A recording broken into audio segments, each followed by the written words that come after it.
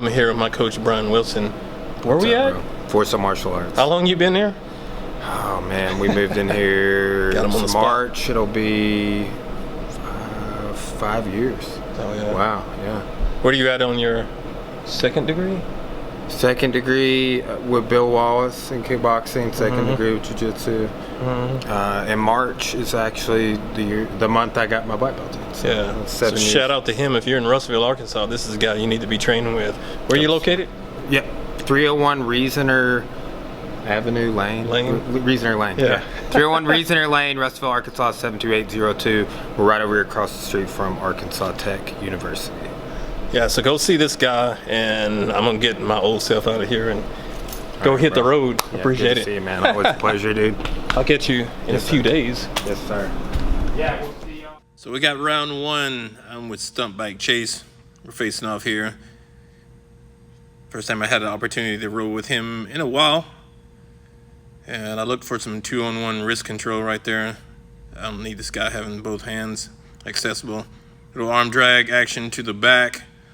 He does a good job of turning back into me and keeping my balance there. And I saw this opportunity for the guillotine, so I took it. I really don't like being on the bottom like that, but I mean, hey, it's training. Work on my timing a little bit. Kind of surprised me at the moment. Had him gurgling a couple of times, but he didn't get the tap. He was, he's a gamer. He's not just going to tap to some little stuff like that. I'm just looking to control here and kind of control his posture and see where he wants to go, fill him out a little bit. I hadn't planned on being my back, but I'm going to work some things here. I actually want to get back to my right side and turn back into him, but every time he's looking to pass to that side, and I wind up giving him the pass.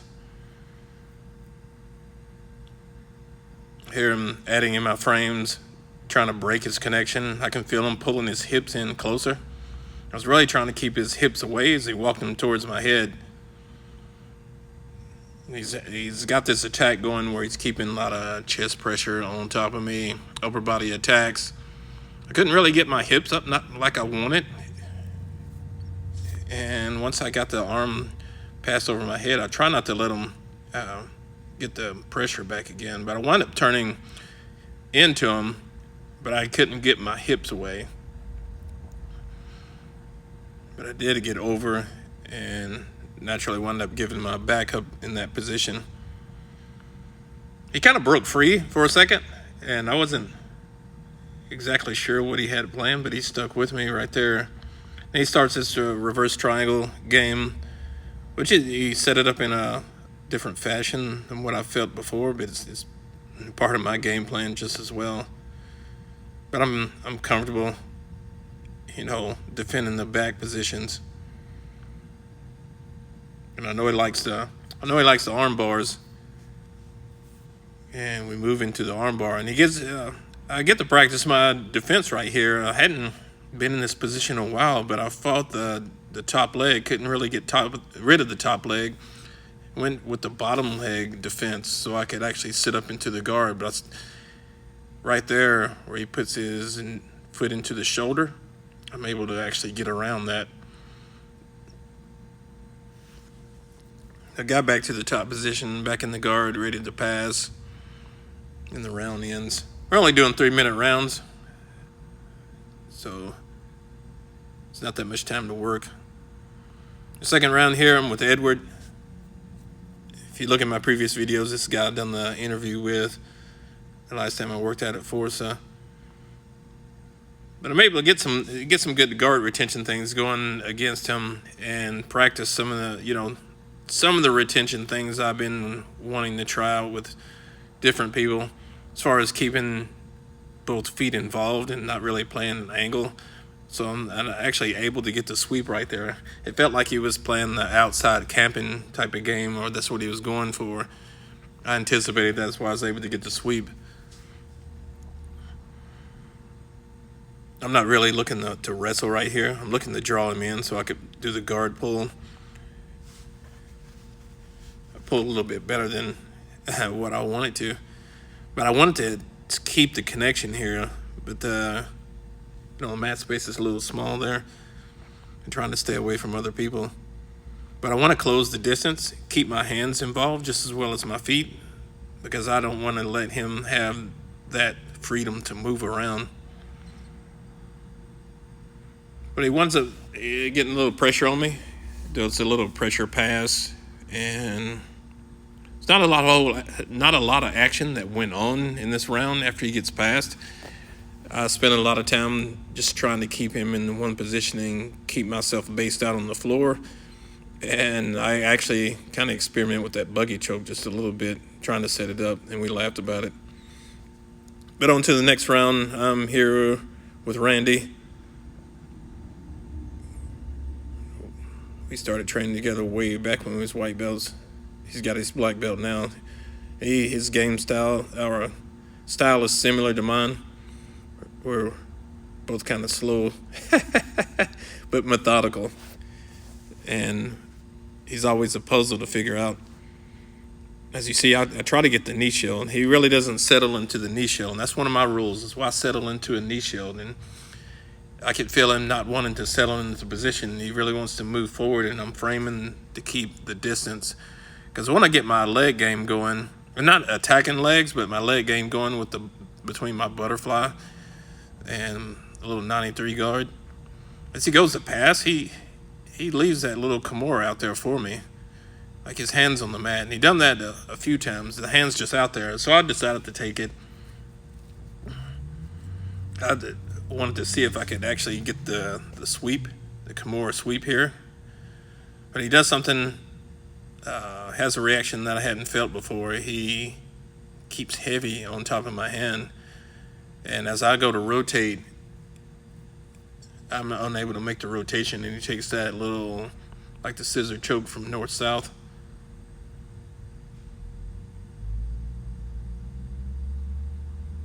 And basically, I'm trying to do the crucifix escape from here, which is very similar position. He's trying to trap the forearm. In the middle of this, I made one turn, and my nose wound up smothering in his leg. And I wasn't going anywhere, so I tapped that. And then we come back and we reset after a little small laugh. So I get the top game going. I'm looking to pass. I really didn't have any special passes picked out today. I was expecting to work bottom game more, but I got to the top here. So I worked a little pass and a little pressure pass there. Not anything too technical. But I wound up, after getting this pass, I wound up starting to set up the north-south choke. And it's really great timing on Randy's part. When I move into this north-south choke, he sweeps me.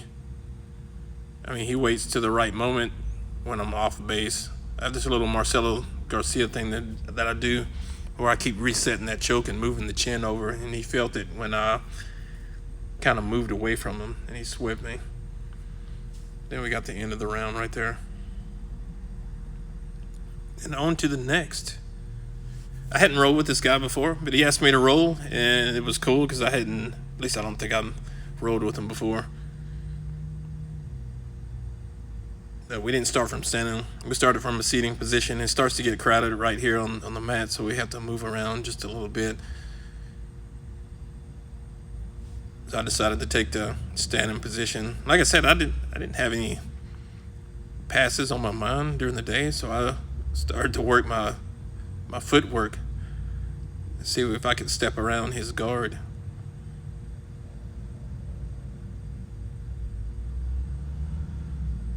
And from here, I'm just trying to move my hips to stay on top and try to take advantage of some of his movements, which I start to do. And I'm trying to get into this dope mount, and I'm pretty sure he's been there before, and he feels that, and I see the opportunity for the guillotine again, so I drop down, try that guillotine.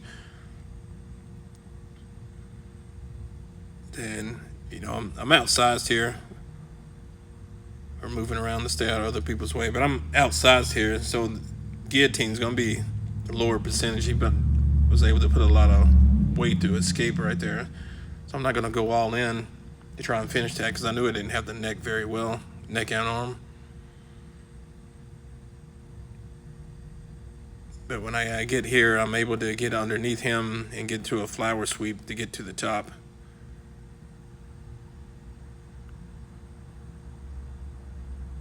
Once I'm getting in that flower sweep, I'm trying to get this arm bar, roll into this arm bar. And I want to spider web him to get him over. And he brings his feet around closer, so I'm able to get to the ankle and sweep him on up to the top position. Like I said, being outsized, he's really strong in that position, so I wasn't able to break the arms apart. And he does a good job of swinging his feet around to come to the top position. And a lot of times, some people, when I get them here, I'm not able to step back over their head and set up a triangle to come to the top. I didn't exactly want to do that with him because it could have been kind of risky. I can do that with smaller people, but somebody that's got a few pounds on me, if they move the wrong way, I could seriously be hurt. So I kind of stayed out of position. But I wound up giving up my back off of that. I kept my elbows high, head low on the mat, because I don't want him to get hooks in. I'm just working to try and turn back into him, and not a lot of sudden moves because of the space right there. That's pretty much it. We get into some film study after class and call it a day. She was going to pass the guard now. She ain't never been bleeding. I saw blood on fingertips. This is a meal for champions. This is why we work out, for the post-workout, so we can go pig out over here.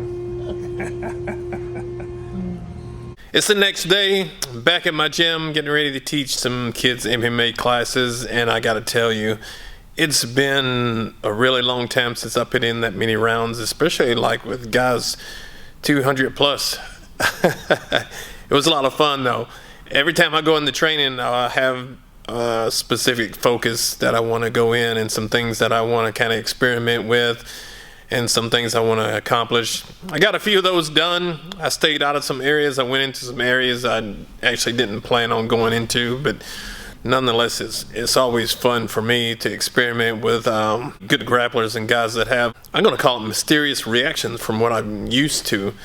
And it's common you go into different types of gyms, and there's a certain type of style that you'll recognize from one grappler to the next. Sometimes you can key in on that style, and every now and then you get that one that's just straight out of the box. And I've rolled with those guys before. A lot of bicep crushers from strange places and crucifix from strange places. Grappling, meeting people like that's always fun. Competition scene is good. It's fun just as well. Anytime I get a chance to go down to Russellville, it's always a pleasure. If you're in that area, make sure you go check out my coach's gym. Join up. If you're in Arkansas Tech University, you need to jump on over there. Get you some Jiu Jitsu rounds in with some good guys that are there. A lot of good experience. One thing I didn't expect was my biceps and triceps were wore out. Not my forearms, biceps and triceps are wore out. And that's because of just the weight, carrying the weight and framing from the bottom. I got a good chance to experiment with some things, like I said, some things from side control underneath and how to displace specific pressure. And when you got guys that have 60, 70 pounds or more on you, that's always a good place to do it. Do you like the grappling vlogs? Do you like the jiu-jitsu, the martial arts vlogs? Do you like the music vlogs? Do you like the car vlogs? Do you like the travel vlogs, the daily vlogs? Which one of them do you like the best? I want to know. I want you to subscribe to the channel and tell me which vlogs that you like the best, because I want to know what your ultimate expression is. Jump in the store, grab you some merch. Ultimate Expression 2025.